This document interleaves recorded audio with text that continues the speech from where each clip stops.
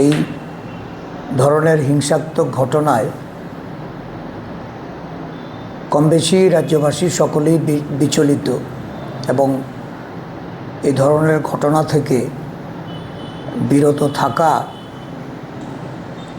রাজনৈতিক সহিংসতার পরিচয় দেওয়া সব কয়টি রাজনৈতিক দলের নেতৃবৃন্দের তাদের কর্মীদের উদ্দেশ্যে এটা নির্দেশ প্রদান করা এটা অত্যন্ত জরুরি বা উচিত বলে আমি মনে করি। বর্তমানে যে ঘটনাবলী আমাদের সামনে এসছে এটা শুধু নতুন কিছু নয়। বিগত 2018 সালের এই রাজ্যে যখন সরকার পরিবর্তন হয়, এই পরিবর্তিত পরিস্থিতি এটা ধারাবাহিকভাবে নানা সন্ত্রাস, অগ্নিসংযোগ, একে অন্যকে আঘাত করা, এই সংঘর্ষের ঘটনা চলে আসছে এই গত 8 বছর ধরে এটা বলা চলে। আমরা সত্যি মর্মাহত যে রাজ্য প্রশাসন বারংবার রাজ্য নির্বাচন কমিশন, আরক্ষা প্রশাসন থেকে শুরু করে রাজ্য প্রশাসনকে সতর্ক করা সত্ত্বেও না সংঘর্ষের ঘটনা এড়ানো সম্ভব হয়েছে, না আইনশৃঙ্খলাজনিত যে দায়িত্ব সরকারের পালন করা কথা ছিল এটা সম্পূর্ণরূপে ব্যর্থ হিসাবে আজকে এটা পরিষ্কার হয়েছে। এটা অত্যন্ত মানে নিন্দনীয় ঘটনা যে রাজ্যের মুখ্যমন্ত্রী রাজ্যের এই বেহাল অবস্থায় উনি বহিরাজ্যে প্রচারে ব্যস্ত, কিন্তু রাজ্যের অভ্যন্তরে যে ঘটনা, এই ঘটনাগুলিকে কে দায়িত্ব নেবে, কে শান্তি প্রতিষ্ঠা করবে, বা এই যে বিভেদের যে একটা বার্তা যাচ্ছে, এই বার্তাটা এটা ভবিষ্যতের জন্য সাংঘাতিক একটা ভুল দিশা আমরা লক্ষ্য করছি। তো অবিলম্বে শান্তি প্রতিষ্ঠার লক্ষ্যে প্রশাসনকে যেমন এগিয়ে আসতে হবে, দায়িত্ব নিতে হবে, এবং যারা জয়ী রাজনৈতিক দল তাদের গুরুদায়িত্ব যে সম্প্রীতি বজায় রাখার জন্য, পাহাড়ের শান্তি পরিবেশ এটা অটুট রাখার জন্য পদক্ষেপ গ্রহণ করা। আইনশৃঙ্খলার অবনতি দীর্ঘদিন থেকে আমরা বারংবার বলছি যে এই বর্তমান বিজেপি প্রশাসন তারা ব্যর্থ। এখন আমরা লক্ষ্য করছি একসময় যারা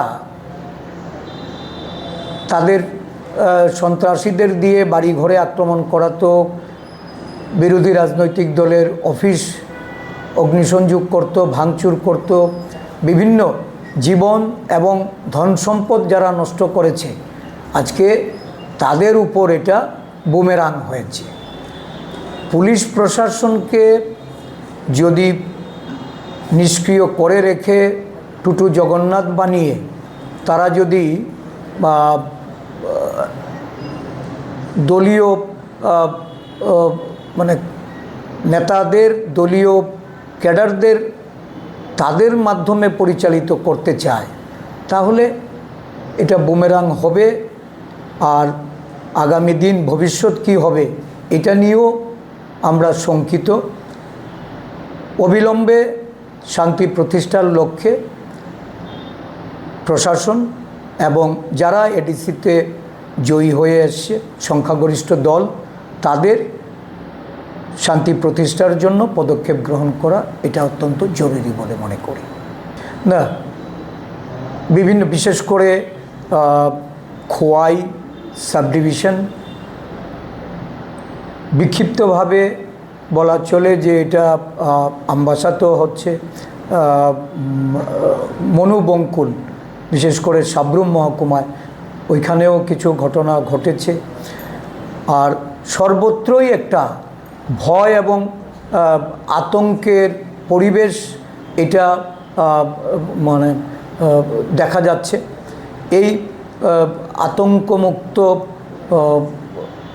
যে পাহাড়ি জনপদে এই পরিবেশ এটাকে পুনর্বহালের জন্য রাজ্য প্রশাসনকে কঠোর পদক্ষেপ গ্রহণ করতে হবে। না দেখুন, প্রদ্যুৎবাবুর বক্তব্য আমি সোশ্যাল মিডিয়াতে আমি নিজেও দেখেছি বা বিভিন্নভাবে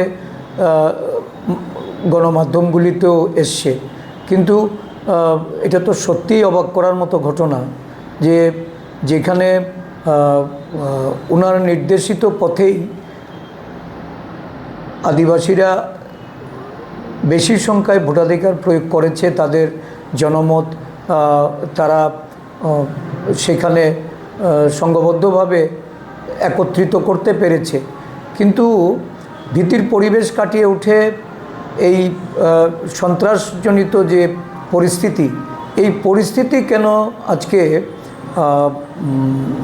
বন্ধ হচ্ছে না, এটা আমার মানে বোধগম্য হচ্ছে না।